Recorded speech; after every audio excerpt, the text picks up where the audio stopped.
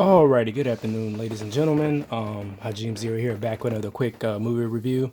This one's another one of my favorites by Quentin Tarantino. Of course, it was his third film, and I might rebuttal and stack on top additional facts about him and more stuff, about the movie or whatnot. This one's Jackie Brown, starring starring Pam Grier. Who else is in it? Samuel Jackson, Robert Forster, Robert De Niro, Bridget Fonda, and I think Chris Tucker's in this too. He doesn't have much of a major role, but you see him. Um, this one is one of the films I enjoyed. Okay, the stand I got had slid down a little bit, so that's why I stopped talking for a minute. But this movie is one of my favorite ones, and of course, a lot of critics say this is the most mature film Tarantino has done. This was about a flight attendant who gets involved in with Samuel Jackson's character, who's a black market gun salesman, and it's illegal. And well, of course, it's legal. It's a black market, but pretty much, I think trying to remember. I think she was getting money. She wasn't dealing cocaine with him, but I think she was the one taking the money. Yeah, that's what it was. She was pretty much moving a large some amount of money from when she would go to Cabo in Mexico as a flight attendant, and then of course she gets busted by the ATF. Oh yeah, Michael Keaton's in this too. I forgot about him. Um, and I'm gonna talk about him a little bit more too. But anyway, what I was saying, that's what got the ATF and a little bit of the federal government involved with, all of them. And of course, they really couldn't arrest Ordell because they couldn't pin him on the murder and they couldn't pin him on what he was doing. They literally had to catch him doing it. You know, even when he told, Pam Grier's character Jackie, yeah, it's your word against his. You really that's really how the law works. Now, of course, they can monitor you and just wait and see you do it, but usually moments like that, they really can't. It'll be a long while and before they can bust you on it. Um, Sometimes they let you do additional crime that they know of just to get more hard evidence that you committed other stuff. But I'm not much of a cop. I know like, well, I'm not much of a deep law person. I just know the basics and usually understand the logic of when stuff is passed and how there's a leeway. But going back to this, this is based off of a book called Rum Punch by Leonard Nimoy. You know what? I think I just because I think I just said it was an actor from Star Trek and it's not him. It's Ellard Leonard, something like that. But I think he wrote three books on the same interconnected character, and they did two movies on him. One of them, Most Def, is in it. I just looked that up. I really didn't look into detail, and this is another one. It could be another one that I don't know of, but it's kind of like how the Anne Rice books, Interview with the Vampire, Queen of the Damned, how it's pretty much written by the same person, but both movies are different. And I've seen them both, so it kind of sucks that they really didn't connect it the way I wanted them to. But you know, the good amount of black exploitation film is in this. And the funny thing is that from the changes from the book and the movie, the book was more of, I think, more of a white audience, and this was much more of a black one. And it was kind of funny how I was looking behind the scenes there, with jumping back and forth on how, it was pretty much done, and I really believe you could have did it either way. The good thing is that the author of the book, he really didn't care, but with Tarantino's little flavor in it, this is one of the movies right after Pulp Fiction. He was able to diversify his cast and his characters, and there were a lot of not really a lot of changes, but a little bit of extensions. I think the scene between they said between Chris Tucker and Samuel Jackson, it was extended a little bit, and it was just so seductive of how Samuel Jackson had ended up killing him, and even a lot of seduction he does in this movie, because kind of reminded me of Denzel from Training Day, how he was doing the same thing before, Ethan Hawke's character didn't take any more of his shit anymore. But oh yeah, another actor that's in this, the guy that played Debo from Friday, Tiny Lester Jr., something like that. He's in this too. But Tarantino had did this movie. I think this is one of his more quiet ones.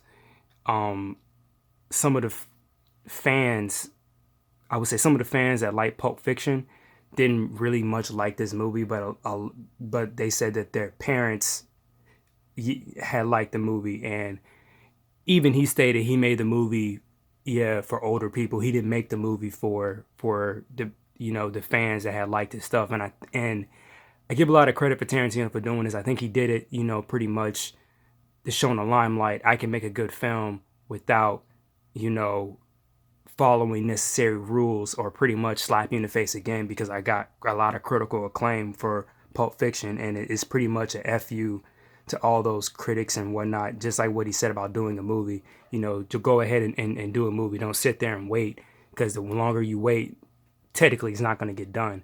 And that was a nice little motivation for me for doing the comic book, because I haven't published anything, but at least I can say I've done a full-fledged comic book, that I written and drawn and digitally. I put in all the work. I just personally have to go and backtrack. Well, not even backtrack, but personally I have to now know what to do and what not to do in the process to get it done, because I came from animation. I think I said this before. Doing a movie and a comic book are two different things. You have a lot more freedom, and you know your imagination is not really limited to what you can do. But going back to this, another more known facts. Personally, I believe that this movie is how Reservoir Dogs and Pulp Fiction, and there's even a few more. I think Inglorious Bastards and the Django, the Hateful Eight, more the known Tarantino films, how they interconnect. This is the one that really kind of doesn't, but I still like to believe that it's one of those in universe, movies, like how Kill Bill was. How he said that Kill Bill was a movie that was in the universe of Pulp Fiction, Reservoir Dogs. He said that's a movie that they will go see, and it's pretty dope that he had did that. Personally, I couldn't do that because I like all my stories interconnected. If I do make a fake TV product, it'll just stay there. I wouldn't make a long stretched out movie, or a film or a movie or whatnot, just showing that story. But I like to think that this is a movie that's in the world, the same world that they would see the same movie in too. Now, he hasn't said that. Pretty much a lot about Jackie Brown, Tarantino haven't spoken much of its relevance in the whole Tarantino universe. Another thing about this movie, I think this is the last movie he did in the 90s. I think right after that he directed it was either Grindhouse or it was either Kill Bill. It was one of those two. But what I didn't realize is that he was doing movies, I think, at the same time or really much after that. The first movie I ever seen Tarantino in was Desperado with Antonio Banderas, and I didn't even know who he was. To be honest, it fooled me because I'm watching a movie about Mexicans and El Mariachis in the 90s there, and I see him, and he did speak Spanish a little bit in there, and the good thing, that's when I first realized, or it gave me under the impression that not all Mexicans look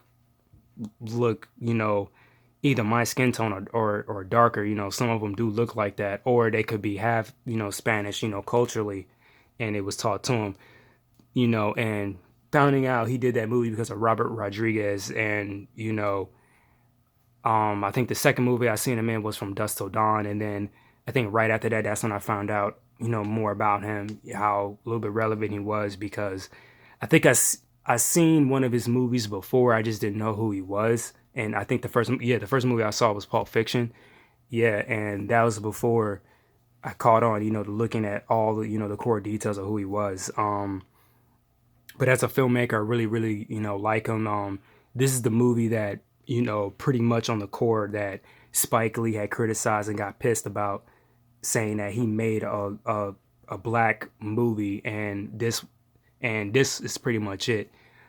So, despise his criticism because I like Spike Lee too, but he does have his moments where, just looking at the broad scape, he just does questionable things, and it's understandable that you're outraged. Like, I think he even criticized who else? Clint Eastwood, and I'm a fan of his as well. And he criticized him about, I think what was that World War?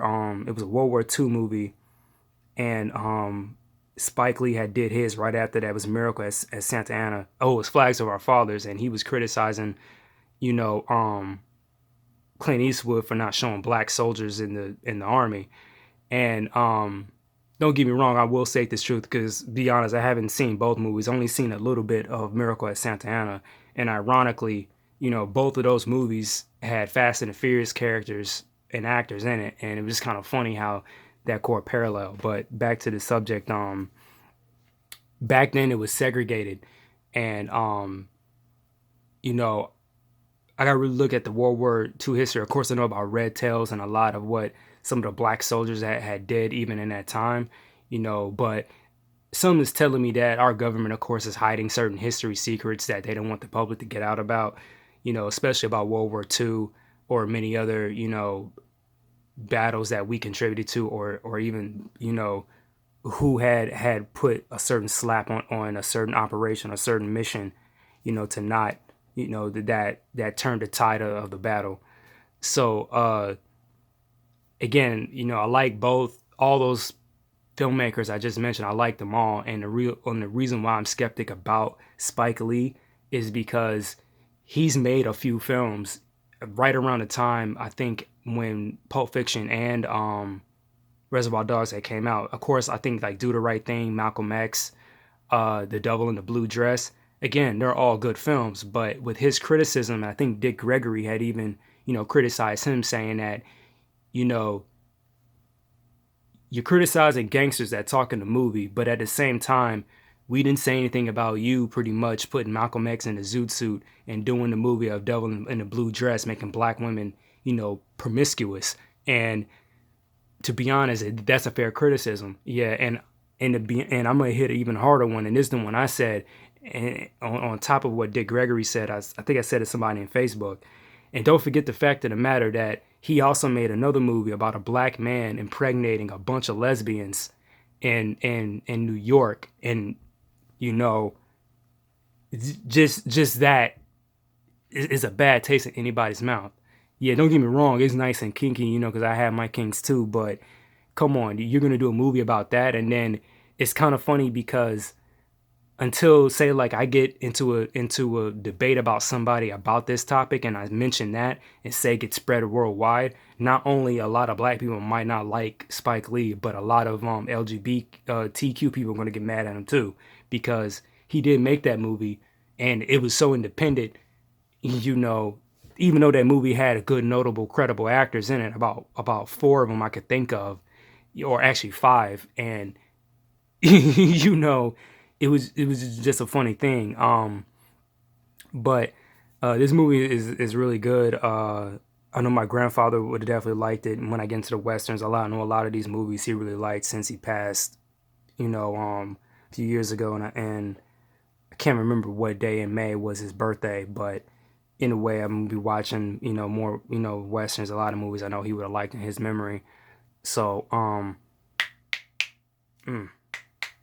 cracking my knuckles. I'm just going on, bantering about this movie. Another good fact, this movie also connects with Out of Sight, starring who was it? Jennifer Lopez and George Clooney. Michael Keaton's character, the ATF agent, he appears in both films. I think in that one, no, he got a promotion. I don't think he was an ATF anymore. He was something else. They show a clip of it. In the special features, and of course, if you go and watch Mojo, they actually made a list of like top films that actually connect together, and Jackie Brown and Out of Sight were in that. it's kind of funny because both films were made by different companies, so it was just kind of a funny, little, sly leeway to, to sneak that in. Um, Again, all the actors do a really good job. Bridget, Fonda, Robert De Niro, you know, um, I liked him in this role because he was just a laid back, cool stoner dude. He wasn't that usual New York Italian, hardcore kind of guy. The best way I can describe him, he reminds me of Han from Fast and the Furious, how cool and laid back he was. Even though that actor didn't have that many credits yet until that movie had came out. But he, the whole time he just seemed like a regular guy that you want to, have a hit a ball or a bong with, and y'all just talk about some certain philosophical stuff, But he didn't show much. He didn't show much emotion in it as of a bad thing. It was more like he was more calm and collected, and he was just rocking, with the flow. You never really see him get mad until the very end, until he's about to get killed when they do the whole money exchange, and he did what he was instructed. He still let me getting killed, and when he was going back and forth with Bridget Fonda's character because he couldn't find, the car when they came out the mall. Um, of course, he had moments where he laughed and whatnot, but most of the time he was just a very very calm dude. Another good known fact about this movie, the money that was used in this, it wasn't prop money. It was actually real money. They actually ran a promotion in '97 to call a toll free number to get that money. I'm just kind of curious with that currency, was the money spent, or were some of the bills known to be in that film, saved, pretty much to say this is from, Jackie Brown.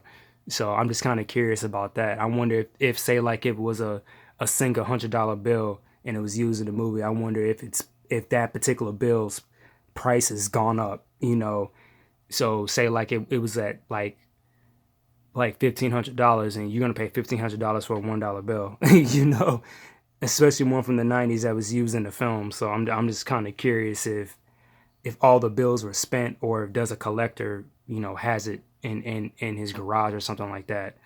But that's pretty much my review. The next movie is going to be Inglorious Bastards. And I will see you guys next time.